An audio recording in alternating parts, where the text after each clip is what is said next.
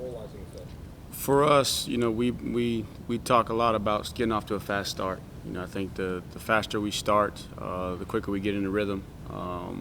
And so it helps the psyche on the sideline while all the offensive guys also with the defense. And then I would imagine it probably puts some pressure on the opposing team as well. But that's a focus for ours. I didn't know the actual spread there, didn't know the numbers, but that's good to know, because sometimes it doesn't feel like that. But no, we want to get off to a fast start. We always talk about just coming out playing clean, get off to a fast start, put some pressure on defense, and go have fun.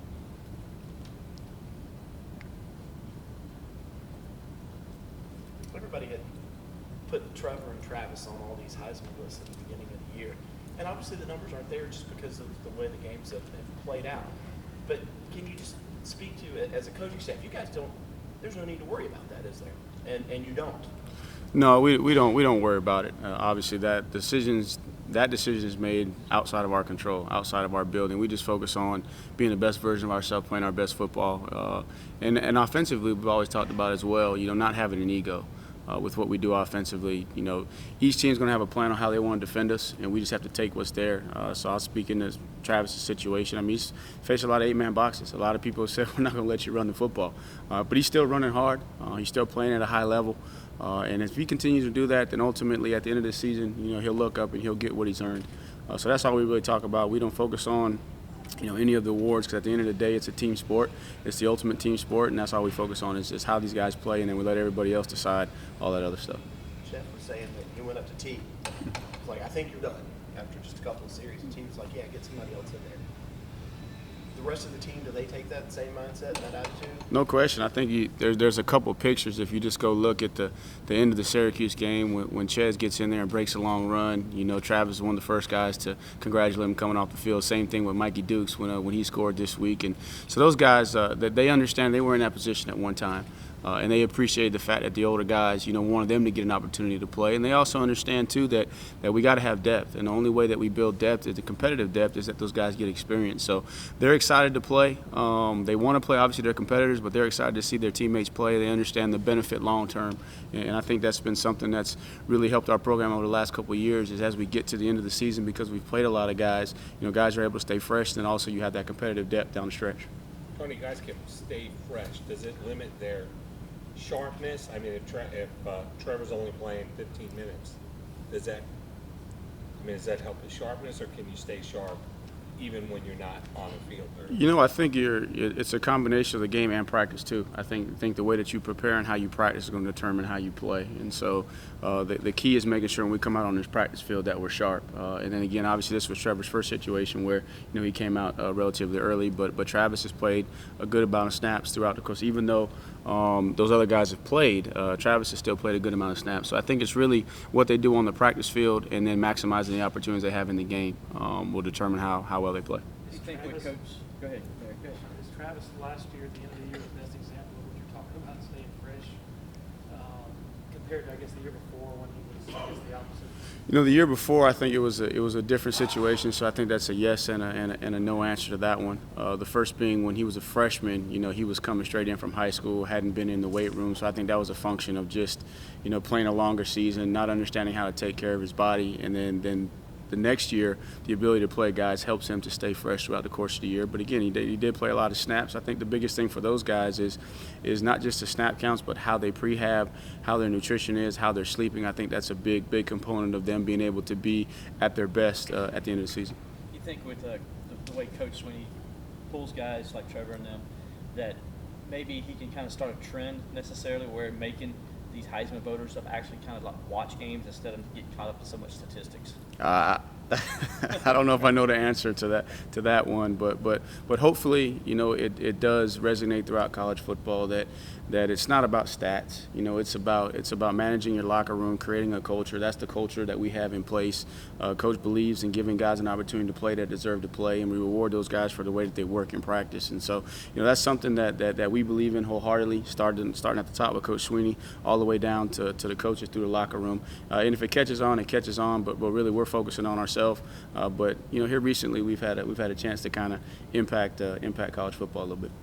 Can you kind of compare and contrast the competition between Chez and Dukes as far as their battling for positioning with the back end? It's day to day. It's week to week. I think they each got a different set of skills. You watch Chez run. I mean, he's a violent downhill one-cut runner. You watch Dukes. He's very elusive.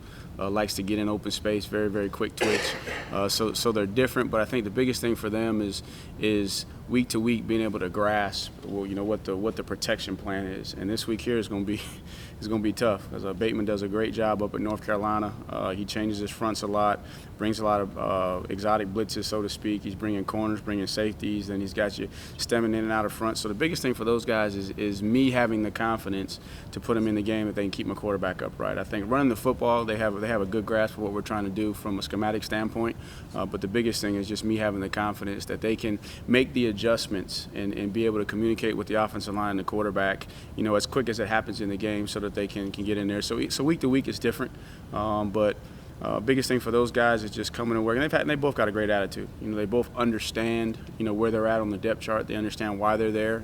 They understand the things that they got to work on, and they attack it every single week. And, the other night was a really good opportunity for us to get them some playing time, and hopefully as the season goes on, we'll continue to have more opportunities to get them in there and so they can show me in the game, not just on the practice field.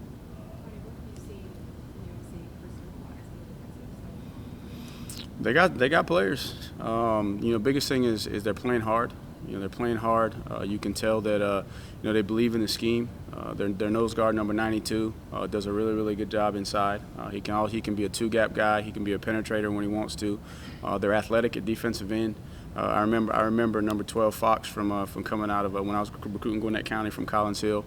He's a very, very strong. Reminds me a lot of like a Vic Beasley type of guy. Probably not 270 pounds, but man, he's strong for his size. A veteran guy's played a lot of football. Their safeties are aggressive. They're aggressive, and then their corners are confident playing man coverage. And then the scheme, gives them a chance. Bateman's very, very multiple. He's going to stem and move his front. He's always going to be challenging you. He's going to get that seventh defender near the box, whether it's the nickel Sam in their odd structure, or it's going to be one of those safeties fitting in their 4-down 2-shell structure. So it's going to be a good challenge for us. Both figuring out in the running game because again. They're so multiple, and they change fronts, and they create so many single blocks on a lot of things that they do. So you got to be pinpoint accurate in the running game, and then because of that, they get so many guys near the box that they can bring a lot of pressure, and they can run your protections hot if you're not careful. So it's going to be a good challenge for us all the way across the board, at every position to make sure that we respect the preparation process this week, just like we did last week. And that was probably the thing I was most proud about, from the offensive standpoint, is they really, really, respected and appreciated the preparation process, and they were able to come out and play clean. Tony, what's a message this week? Because I know these guys are probably like, hey, we've been going hard 2 months. We finish this game, we get a week off. Well, it's the biggest game of the season. It's a conference game.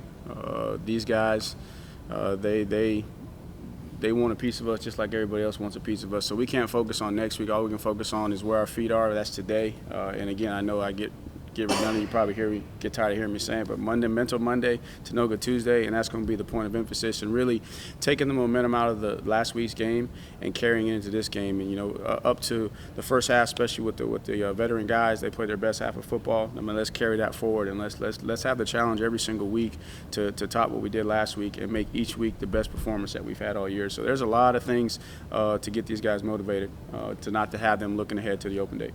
Is playing a defense like Clemson in practice in fall camp, does that help when you come up with a team against a team like North Carolina that's very multiple? Does that help game planning wise, or just? It helps me to calm my nerves a little bit when you cut on the film and you see so many different things. Then you're able to say, hey, look, we go against Brent in our defense every single day, and so we have the answers. We just got to go back and revisit some of the thoughts that we had in fall camp and preparation process, and so it gives us confidence knowing that, hey, we're going to find the adjustments. We're going to find the right schemes to get our guys in, and so it just gives us confidence, to go back and just rest on our experience that we've had on our own practice field. But again, you got to tip your hat to what Coach Bateman's doing with those guys up in North Carolina.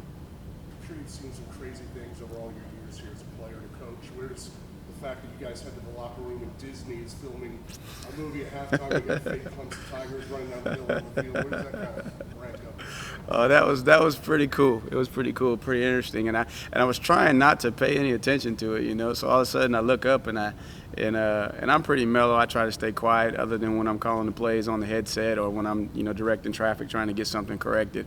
But I say, hey boys, look, they got the guys at the top of the hill, and then Coach Sweeney looks up and said, hey, the real Tigers on the field and the Hollywood Tigers on the hill. So it was pretty neat experience. And wish would have had the opportunity to see how it operated, because that probably would have been pretty fascinating. I understand they did it in a matter of, I heard, and I may not be accurate on this, but I heard somebody say they might have shot 50-plus scenes in like 6.5, 7 minutes. So that's pretty cool. Is there, Trevor talks about it, the players talk about all the time, Brent, and some of the stuff that he comes up with in practice. And has there ever been a moment out on the practice field and you're like, dude, we're in week 2 of fall camp. Why would you run that? Or he's just totally come up with something that surprised you? That's day one. I'm not waiting till it's not.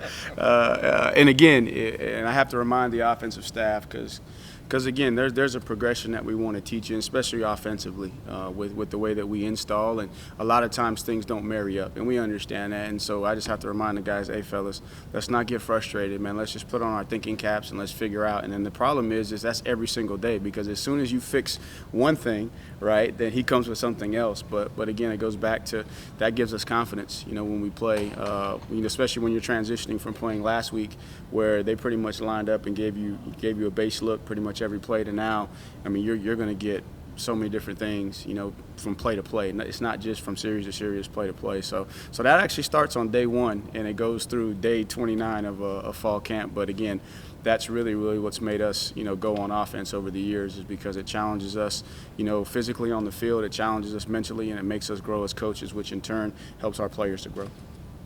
Jay Bateman, the defensive coordinator at UNC, spent 5 years in Army. They have to be so technically sound. Can you see part of that Army influence and what he's been able to do at UNC?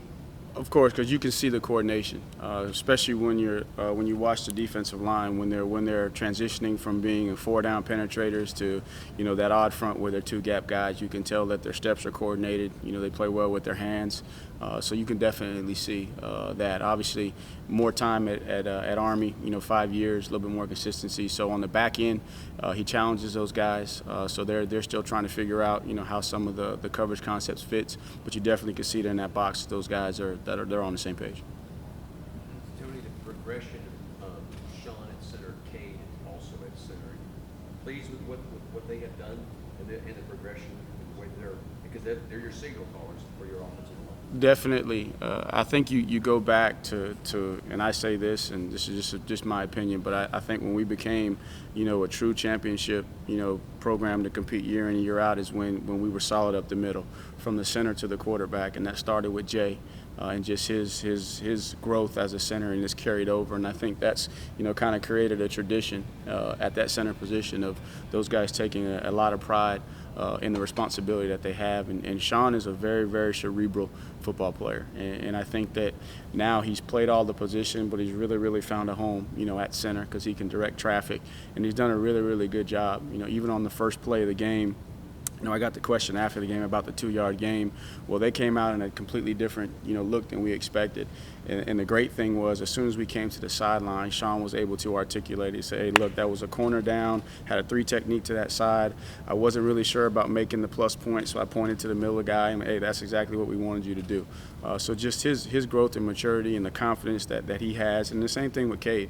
Cade's a guy that had to play out at Texas A&M, for us last year, and he's doing a really good job. And so we put a lot of onus on the centers, to make sure the backs are coordinated to keep the quarterback protected. So I'm really pleased with the progression, and I think that they're going to continue to get better as we going throughout the course of the season. Tony, how important was it the game that Joseph Ngata had, the touchdown catch for him, for his confidence going forward?